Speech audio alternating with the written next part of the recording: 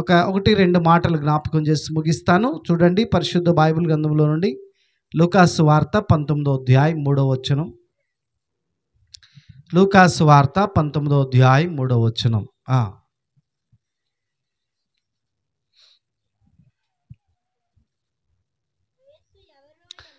యేసు ఎవరో అని చూడగోరెను గాని జనులు గుంపు కూడి ఉండుట వలన చూడలేకపోయెను. చాలు చాలు చాలు. చదవబడినటువంటి ఈ వాక్య భాగంలో ఎరికో పట్టణములో సుంకపు గుత్తదారుడైనటువంటి జక్కయ్య అనేటటువంటి ఒక వ్యక్తి ఉన్నాడు. బైబిల్ చెప్తుంది పన్ను వసూలు చేసేటటువంటి వ్యక్తి ఈయన. పన్ను వసూలు చేస్తూ ఉండేటటువంటి వ్యక్తి, ధనవంతుడు, మంచి పేరు కలిగినటువంటి వాడు. అయితే ఆయనకి యేసు ఎవరో అని చూడాలని ఆశ కలిగిందంట. యేసును గురించి వింటున్నాడు. ఆయా స్థలాల్లోనికి వెళ్ళినప్పుడు యేసుక్రీస్తు ప్రభు యొక్క అద్భుతాలను గురించి వింటున్నాడు. ఆయా ప్రాంతాలకు వెళ్ళినప్పుడు యేసుక్రీస్తు ప్రభువును గురించినటువంటి ఆశ్చర్య కార్యాలు వింటున్నాడు. ఏంటి ఇంత గొప్ప కార్యాలు యేసు ద్వారా జరుగుతున్నాయా? ఇంత గొప్ప కార్యాలు యేసు ద్వారా జరుగుతున్నాయా? అసలు యేసు ఎవరో నేను ఒకసారి చూడాలి అనేటటువంటి ఒక ఆశను అతను కలిగి ఉన్నాడు. ఇప్పుడు చూద్దాం, మరొక వచనాన్ని మీ ముందు ఉంచుతాం. మార్కు సువార్త 4వ అధ్యాయం 41వ వచనాన్ని మనం చదువుదాం. మార్కు సువార్త 4వ అధ్యాయం. వారు మిక్కిలి భయపడి, ఈయన ఎవరో గాలియు సముద్రమును ఈయనకు లోబడుచున్నవని ఒకనితో ఒకడు చెప్పుకొనిరి. చదవబడినటువంటి ఈ వాక్య భాగంలో యేసుక్రీస్తు ప్రభు మానవుడుగా ఈ భూమి మీద ఉన్నప్పుడు ఆయనతో కూడా 12 మంది శిష్యులు ఆయనను వెంబడించారు. ఆయన సేవా పరిచర్యలో ఈ 12 మంది శిష్యులు యేసు ప్రభుతో ఉన్నారు. ఆయనతోనే కలిసి తింటూ, ఆయనతోనే కలిసి జీవిస్తూ, ఆయనతోనే కలిసి సువార్త పరిచర్యలో వాళ్ళు పాలు పంపులు పొందుతూ 12 మంది వారి ఆస్తులు, వారి కుటుంబాలను అన్నీ విడిచిపెట్టి యేసయ్యను వెంబడించి యేసయ్య సువార్త పరిచర్యలో వారు పాల్గొన్నట్లుగా దేవుని వాక్యంలో రాయబడింది. పిల్లారా, ఆ 12 మంది యేసుక్రీస్తు ప్రభు శిలువ మరణం పొంది చనిపోయి మృతులలో నుండి తిరిగి లేచి పునరుద్ధానుడై వెళ్ళిపోయిన తర్వాత ఆ 12 మంది ప్రపంచంలో 12 దిక్కులకు వెళ్ళి వారు దేవుని యొక్క సువార్తను ప్రకటించినట్లుగా మరి చరిత్ర చెప్తుంది. పిల్లారా, యేసుక్రీస్తు ప్రభు మన భారతదేశాన్ని ఎంత ప్రేమిస్తున్నాడంటే, ప్రపంచ దేశాలెన్ని అని మనం గూగుల్ చేస్తే ఖచ్చితంగా 200 అని చెప్పి 200 అని ఈజీగా 230 దేశాలు ఇంచుమించుగా ఉన్నాయి. యేసు ప్రభు దగ్గర ఉన్న శిష్యులు ఎంతమంది? 200 దేశాలకి ఈ 12 మందిని పంపాలనుకున్నప్పుడు దేవుడు వారిని ప్రేరేపిస్తున్నాడు. ఈ 12 మందిలో మీరు 12 దేశాలకు వెళ్ళండి, కానీ అందులో ఒకటి భారతదేశం అయి ఉండాలి. ఆమేన్, హల్లెలూయా. 12 మందిలో ఒక వ్యక్తి అయినటువంటి తోమా మన దేశానికి ఫస్ట్ కేరళకు వచ్చారు, తర్వాత చెన్నై వచ్చారు. ఆయన ద్వారా అనేకులు ప్రభునందు విశ్వసించారు. ఆయన ప్రకటించిన సువార్త ద్వారా భారతదేశం అంతటా ఈరోజు క్రైస్తవ్యం వ్యాపించింది. హల్లెలూయా, హల్లెలూయా. ఈ 12 మంది శిష్యులు యేసుక్రీస్తు ప్రభుతో ఉన్నప్పుడు రోజుకొక సంఘటన వారి జీవితంలో వారు చూశారు. రోజుకొక సంఘటన వారి జీవితంలో వారు చూశారు. ఆ జరిగినటువంటి ఆ యొక్క కార్యాలు ఎన్ని యేసు ప్రభు మీ కళ్ళ ముందు అద్భుతాలు చేశాడు అంటే, యోహాను అంటాడు, ఆయన చేసిన అద్భుతములన్నీ ఒకవేళ గ్రంథము రూపంలో రాస్తే గనక అట్టి గ్రంథమునకు ఈ భూలోకమైన చాలదు అంటాడు. అన్నీ రాయలేదట, ఏదో కొంచెం ప్రజలకు అవసరమైనవి ఆయన గురించి తెలియజేసే కొన్ని సుమారుగా ఒక 30-35 అద్భుతాల వరకు మాత్రమే అవి లిఖించబడినాయి, కానీ అన్నీ ఆయన చేసినవన్నీ కూడా అందులో రాయబడలేదు అని. ఎందుకంటే గ్రంథం పెద్దదైపోద్ది. ఎంత పెద్ద గ్రంథం అవుద్దంటే భూమి ఎంత ఉందో అంత గ్రంథం అయిపోద్దట. అందుకని అన్నీ రాయలేదు అని బైబిల్లో రాయబడింది పిల్లారా. యేసుక్రీస్తు ప్రభుతో ఉన్నటువంటి 12 మంది శిష్యులు కూడా ఆయనతో ఉంటూనే ఈయన ఎవరో ఈయనకు గాలియు సముద్రమును లోబడుచున్నవని ఒకరితో ఒకరు మాట్లాడుకుంటూ వారు ఆయనను చూసి భయపడ్డారు అని బైబిల్ చెప్తుంది. ఒకసారి వారు పడవలో సముద్రంలో ప్రయాణం వెళ్తున్నప్పుడు జరిగిన సంఘటన. ఒక పెద్ద తుఫాను వచ్చేసింది, చాలా పెద్ద తుఫాను వచ్చేసింది. వారు ఆ యేసు ప్రభువుతో ఉన్నటువంటి 12 మంది శిష్యుల్లో ఇంచుమించుగా అందరూ కూడా సముద్రంలో తిరిగినటువంటి చేపలు పట్టుకునే వాళ్ళే. చెప్పాలంటే చేపలు పట్టుకునేవాళ్ళు. వాళ్ళ పుట్టి పెరిగిందంతా కూడా సముద్రంలోనే. కానీ వారు కూడా భయపడిపోయేటంతటి భయంకరమైనటువంటి సిచ్యువేషన్ వచ్చినప్పుడు వాళ్ళు యేసయ్యకి బ్రతిమలాడుతున్నారు, లేపుతున్నారు. ఆయన పడుకొని నిద్రపోతున్నాడట, ఆయన లేపుతున్నారు. అయ్యా లే బోధకుడా, మేము చనిపోయేటట్టున్నాం, లే అని చెప్పి లేపితే ఆయన లెగిసి గాలి ఆగు, సముద్రమా ఆగు అని చెప్పగానే ఆ గాలి ఆగిపోయింది, సముద్రము నిమ్మళించిపోయింది అని బైబిల్లో రాస్తుంది. హల్లెలూయా, హల్లెలూయా. ఆ గాలి సముద్రం ఆగిపోయినప్పుడు వారు ఈయనేంట్రా బాబు, ఈయనెవర్రా నాయన, గాలి కూడా ఈయన మాట్లాడితే గాలి కూడా ఆగిపోయింది ఏంటి, ఈయన మాట్లాడితే సముద్రం కూడా నిమ్మళించింది ఏంటి అని చెప్పి వారిలో వారే 12 మంది శిష్యులు ఆశ్చర్యపోవడం ఒక పక్కన పెడదాం. అస్సలకి యేసుక్రీస్తు ప్రభు అంటే ఏంటో కూడా తెలియదండి జక్కయ్యకి. సమయంలో దేవుడు నిన్ను ప్రేమించి నీతో మాట్లాడుతున్నాడు పిల్లారా. ఏంటో తెలుసా? యేసుక్రీస్తు ప్రభు మానవాళి కొరకు దేవుడు నియమించినటువంటి ఒక వరం. ఆమేన్, హల్లెలూయా. చూద్దాం పరిశుద్ధ బైబిల్ గ్రంథంలో నుండి రోమీయులకు రాసిన పత్రిక 6వ అధ్యాయం 23వ చదువునాను. పాపము వలన వచ్చు జీతము మరణం, పాపము వలన వచ్చు జీతము మరణం. ప్రియ దేవుని బిడ్డలారా, ప్రాంత ప్రజలారా, ఒక్కసారి మనం ఆలోచన చేద్దాం. ఎవరైనా ఈ భూమి మీద పాపము లేని మనుషుడు ఉన్నాడా? పాపము లేని మనుషుడు ఎవడైనా ఉన్నాడా? నేను పాపము లేని వాడిని, నేను నీతిమంతుడను, నేను పరిశుద్ధుడను అని ఎవరైనా అనుకుంటే గనక వారికి సువార్త అక్కర్లేదు, వారికి ఈ నీతి బోధలు అక్కర్లేదు. వారు నిత్య జీవానికి వారసులు. ఆమేన్. అందుకే యేసుక్రీస్తు ప్రభువుని గురించి చాలామంది అనుకుంటూ ఉంటారు. ఆ రకరకాలుగా మాట్లాడుతున్నప్పుడు ఆయన వారిని ఉద్దేశించి మాట్లాడిన మాట ఏంటయ్యా అంటే, మీరు నీతిమంతులు అనుకుంటే నేను మీ దగ్గరికి రాను, నా అవసరం మీకు లేదు. రోగము గలవాడికే డాక్టర్ అవసరం ఉంటుంది కానీ, రోగము గలవానికే వైద్యుని అవసరం ఉంటుంది కానీ, ఆరోగ్యము గలవాడికి వైద్యుడు అక్కర్లేదు. ఆరోగ్యము గలవాడికి వైద్యుడు అక్కర్లేదు. ఒకసారి ఆలోచించు, నువ్వు నీతిమంతుడువా లేకపోతే నువ్వు పాపిని అనే సంగతి గ్రహించావా? జన్మ పాపం, కర్మ పాపము, బాల్యకాల పాపాలు, యవ్వన కాల పాపాలు, తెలిసి తెలియక చేసిన పాపాలు, ఈ పాపములన్నిటి చేత ప్రతి మనిషి, ఈ భూమి మీద ఉన్న ప్రతి మనిషి నిత్య నరకానికి సిద్ధంగా ఉన్నాడు. ఏ ఒక్కరు నశించిపోవడం ఆయనకి ఇష్టం లేదు కనుక ప్రతి ఒక్కరిని నీతిమంతులుగా పరిశుద్ధులుగా మార్చుట కొరకై ప్రభువైన యేసుక్రీస్తు ఈ భూమి మీదకి దిగి వచ్చాడు. స్తోత్రం, హల్లెలూయా, హల్లెలూయా. రోమీయులకు రాసిన పత్రిక 5వ అధ్యాయం 8వ వచనం. అయితే దేవుడు మన ఎడల తన ప్రేమను వెల్లడిపరచుచున్నాడు. ఎట్లనగా మనం ఇంకను పాపులమై ఉండగానే క్రీస్తు మన కొరకు చనిపోయాను. దేవునికి స్తోత్రం. హల్లెలూయా.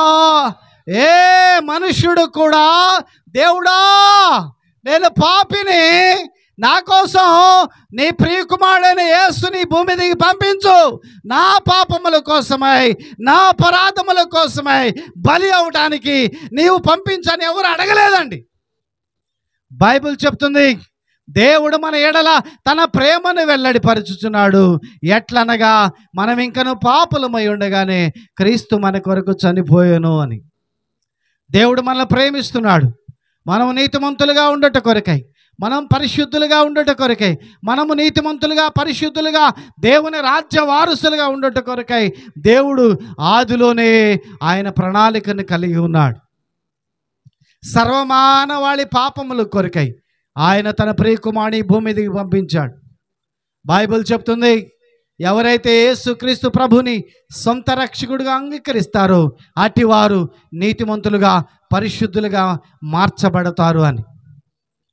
జక్కయ్య ఆయా ప్రాంతాలకి పన్ను వసూలు చేయడానికి వెళ్ళినప్పుడు ఆయా ప్రాంతాల్లో మరి ఇంటింటికి తిరిగి ఆ గవర్నమెంట్ విధించినటువంటి పన్ను వసూలు చేయడానికి వెళ్ళినప్పుడు జక్కయ్య కళ్ళ ముందు ఎన్నో అద్భుతాలు చూస్తున్నాడు.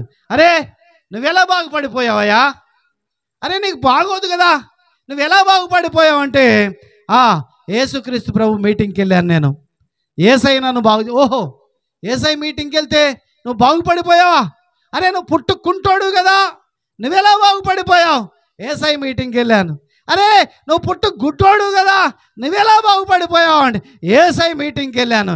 ఇలాగా ఆ నోట ఈ నోట యేసుక్రీస్తు ప్రభువుని గురించి విని యేసు ఎవరో నేను కూడా చూడాలి అని ఆశపడ్డాడు.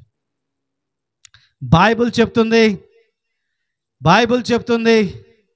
యేసయ్య జక్కయ్య ఏ పట్టణంలోనైతే నివాసం ఉంటాడో ఆ పట్టణానికి యేసయ్య వస్తున్నాడనే ఒక అనౌన్స్మెంట్ వచ్చింది, పుకారు వచ్చేసింది ఊరంతా. అరే మనూరే యేసయ్య వస్తున్నాడంటరా అంటే జక్కయ్య కూడా చాలా ఆశ్చర్యపోయాడు. అయితే ఇదే మంచి ఛాన్స్, యేసయ్య ఏ ఊర్లో ఏ పట్టణంలో ఎక్కడ మీటింగ్లు పెడుతున్నాడు నేను ఎత్తుక్కొని వెళ్ళి అంత టైం నాకు లేదు, కానీ మనూరే వస్తున్నాడు కాబట్టి ఖచ్చితంగా ఈరోజు మిస్ అవ్వకూడదు, ఎలాగైనా సరే నేను ఆయన చూడాలి అనుకున్నాడు. కానీ వెళ్ళి చూసే లోపలనే యేసయ్య రాకముందే జనాలు గుంపులుగా వచ్చేసారండి, బార్లు తీరిపోయారు జనాలు. అయితే ఒక మైనస్ ఏంటంటే జక్కయ్య పొట్టివాడు, జనులు గుంపులు కూడి ఉండటం వలన పాపం ఆ పొట్టివాడైన జక్కయ్య ఆ జనాల లోపల నుండి నేను యేసయ్యను చూడలేను అని అర్థమైపోయింది. ఏ దారిలోనైతే యేసయ్య వస్తున్నాడో ఆ దారిలోనే ముందుగా పరిగెత్తుకొని వెళ్ళి ఒక మేడి చెట్టు ఉంటే ఆ చెట్టు మీదకి ఎక్కి ఆ కొమ్మ మీద పడుకొని ఆ రోడ్డు మీద సరిగ్గా యేసయ్య వస్తే ఇప్పుడు బాగా కనపడతాడని ఆ చెట్టు మీద పడుకొని చూస్తూ ఉన్నాడండి. అయితే యేసయ్య తిన్నగా ఆ చెట్టు దగ్గరికే వెళ్ళి తల పైకెత్తి జక్కయ్యకి ఇంకో డౌట్ ఉంది, ఎవరింటికి వచ్చాడబ్బా, ఎక్కడ ప్రార్థనా కూటమి పెడుతున్నాడు. జనరల్గా ఎవరైనా దైవజనులు వస్తున్నారంటే ముందుగానే అనౌన్స్మెంట్ అయిపోద్ది, పాంప్లెట్లు పంచుతారు, వాల్ పోస్టులు వేస్తారు, జనాలు కన్ఫ్యూజ్ లేకుండా మీటింగ్కి వెళ్ళి కూర్చుంటారు. కానీ ఇక్కడ ఏమి అనౌన్స్మెంట్ లేదు, ఎవరు పిలిచారో కూడా తెలియలేదు, ఏం చేయాలో అర్థం కాక సరే ఎక్కడ మీటింగ్ అంటే అక్కడికి వెళ్ళి చూస్తాడు, కానీ మీటింగ్ ఎక్కడో కూడా తెలియదు కాబట్టి చెట్టెక్కి కూర్చున్నాడు. అయితే యేసయ్య మీటింగ్ ఎక్కడో తెలుసా, జక్కయ్య ఇంట్లోనే. ఆమేన్ హల్లెలూయా. తిన్నగా చెట్టు కిందకు వచ్చి తల పైకి ఎత్తి చూసి జక్కయ్య దిగు, నేనెవరో చూడాలనుకున్నావు కదా,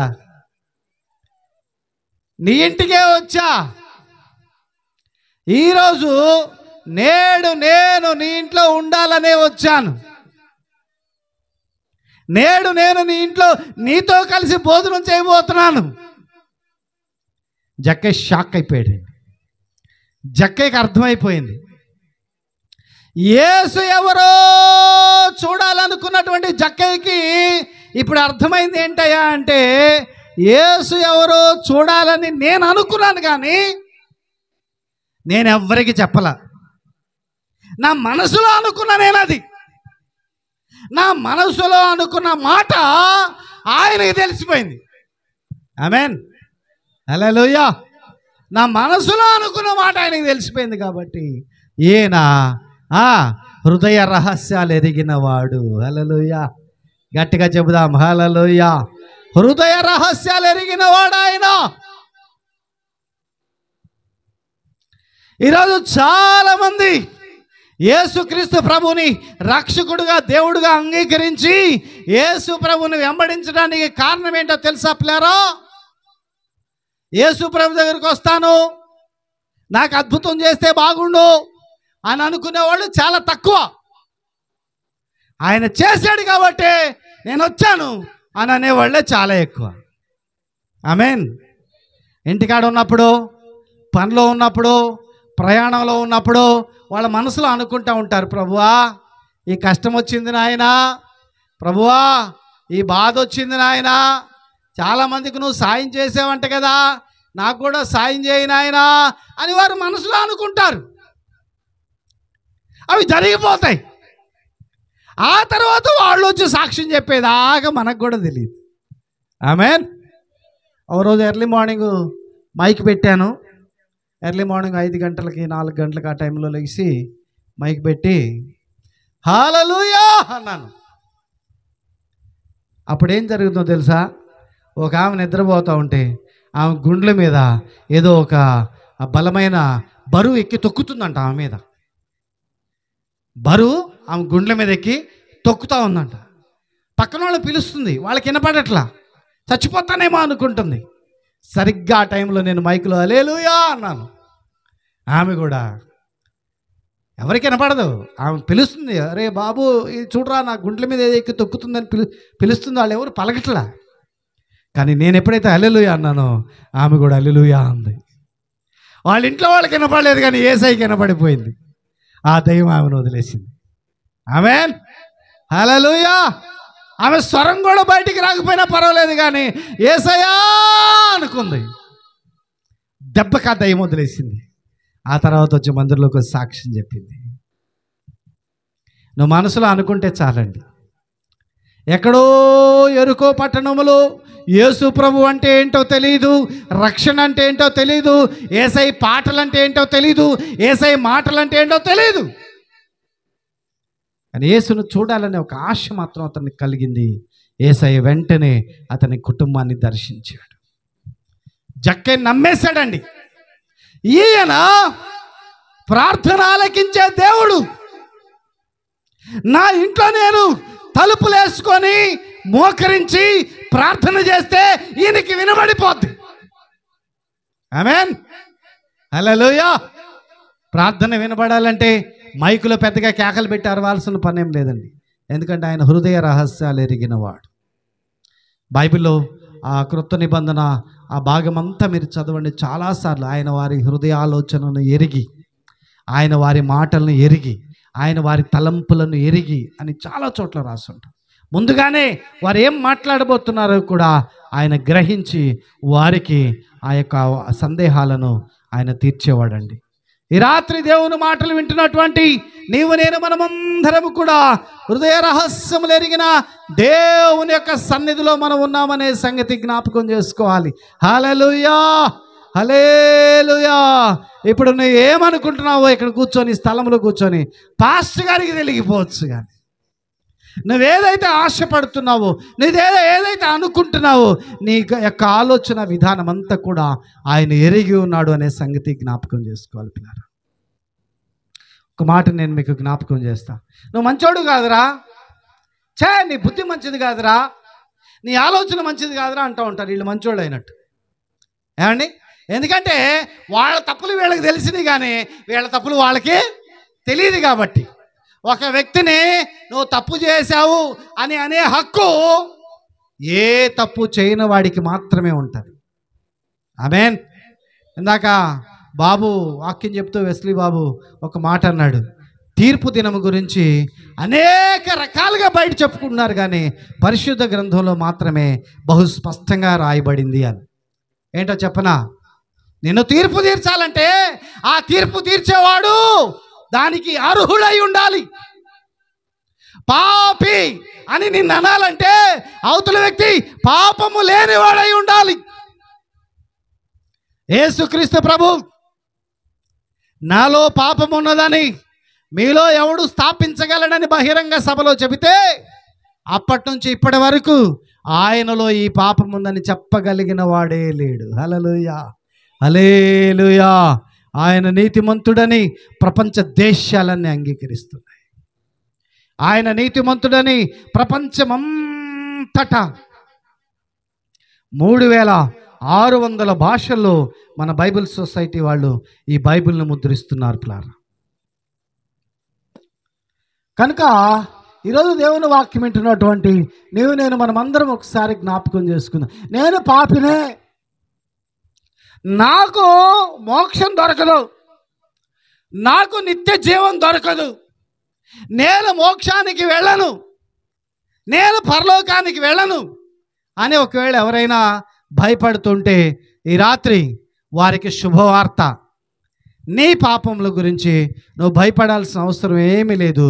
నీ కొరకై, నీ పాపముల నిమిత్తమై యేసుక్రీస్తు ప్రభు బలిపశువుగా మారాడు. నీ కోసం ఆయన మరణించాడు. దేవునికి స్తోత్రం, హల్లెలూయా. అది కోళ్ల రక్తము కాదు, మేకల రక్తము కాదు, ఎడ్ల రక్తము కాదు.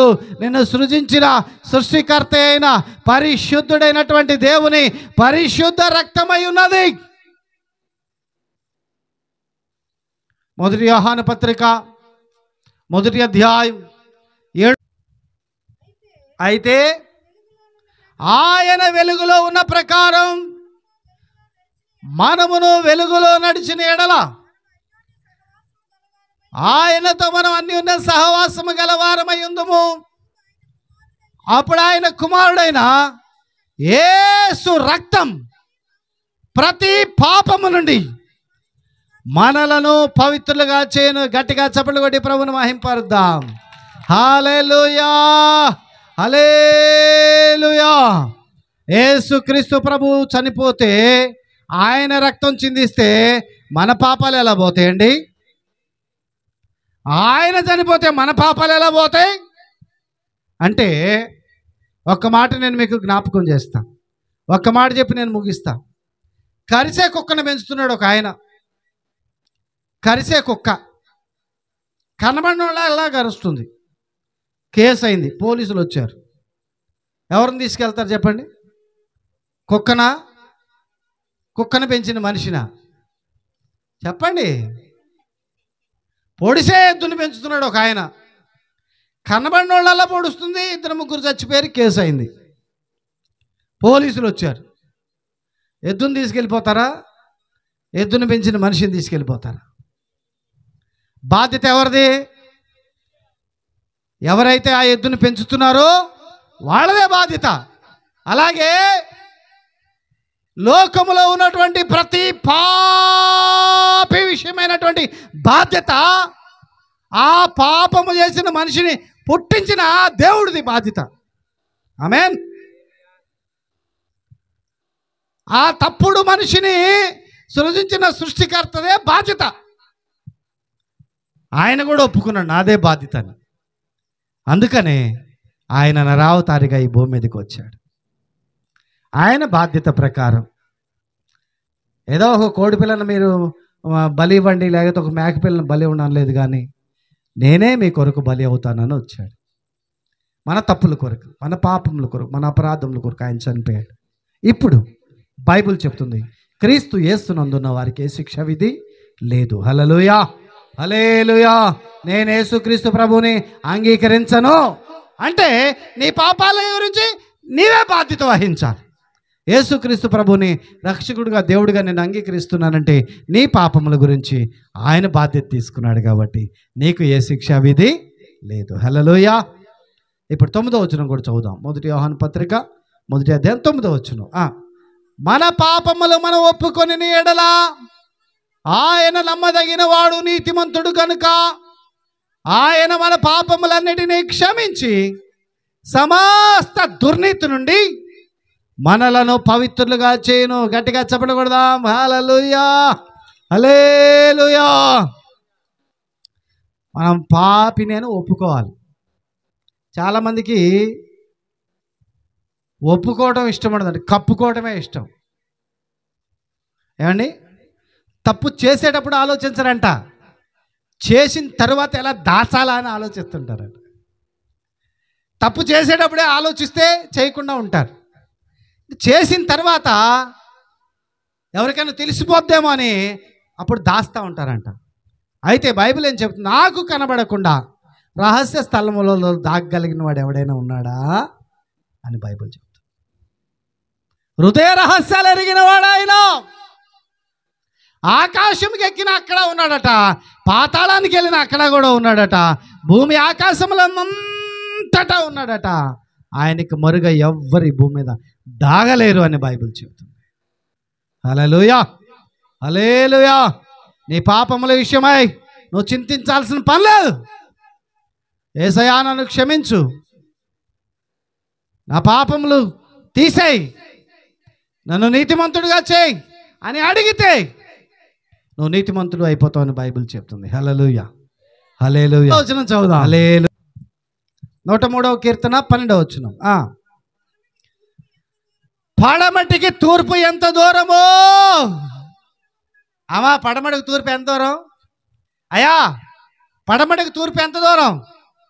పడమటికి తూర్పు ఎంత దూరమో ఆయన నీ పాపములన్నిటినీ నీకంత దూరముగా ఉంచుతాడట. మీకా గ్రంథం 7వ అధ్యాయం 19వ వచనంలో కూడా ఒక మాట చదువుదాం.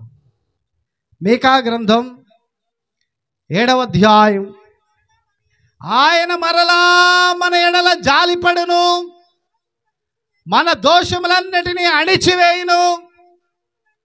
అరే, పాపములన్నిటినీ సముద్రపు అగాధములో తీసుకెళ్ళి సముద్రం అడుగును పడేసి వస్తాడట. పాపాలు ఎక్కడ పడేస్తాడండి? తీసుకెళ్ళి సముద్రం అడుగునంటే మళ్ళీ తెచ్చుకోవచ్చా మనం? వెళ్ళి రాగలమా? ఎంత దూరం ఉంటుంది? పార్వతీపురం ఎంత దూరం ఇక్కడ నుంచి? అంత దూరం సముద్రం లోపలికి వెళ్ళిన అడుగు రాదు. విజయనగరం ఎంత దూరం?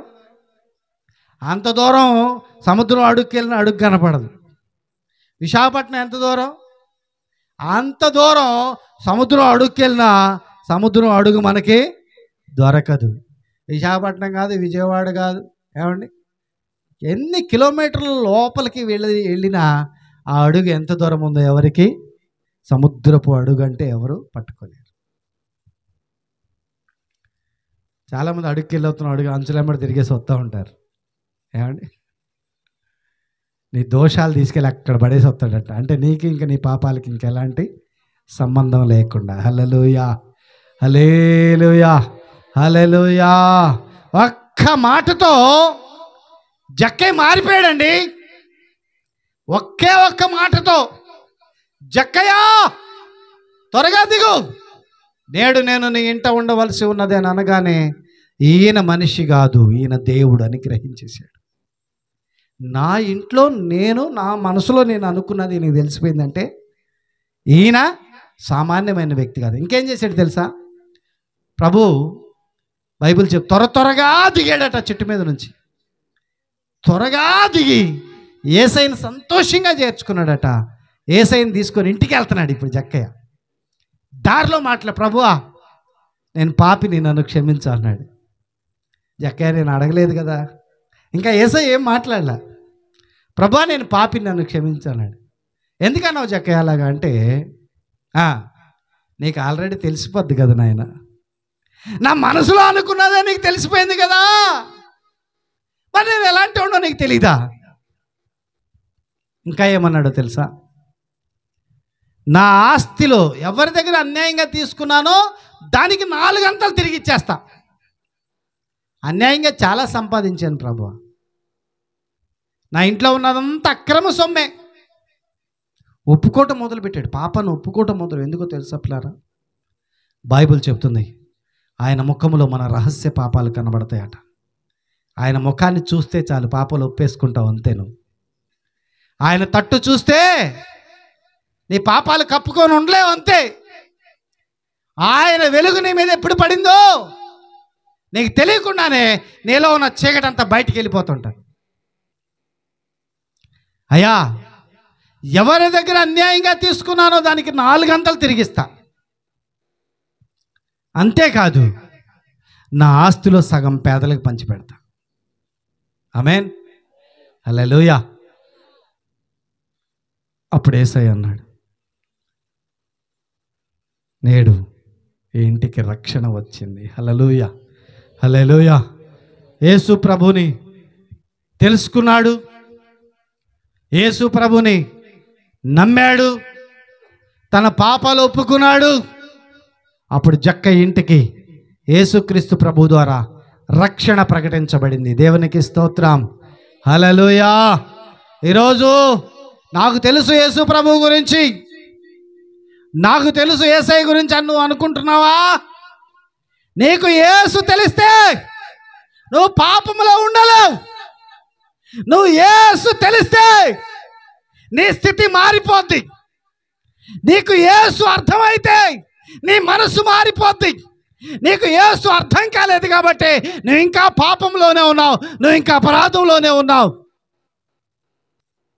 యేసు ఎవరో తెలుసుకున్నాడు కాబట్టి అతడు రక్షణ పొందాడు, నీతిమంతుడుగా మారాడు, పరలోక రాజ్య వారసుడుగా సిద్ధపడ్డాడు.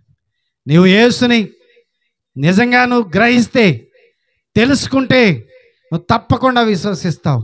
ఎందుకో తెలుసా?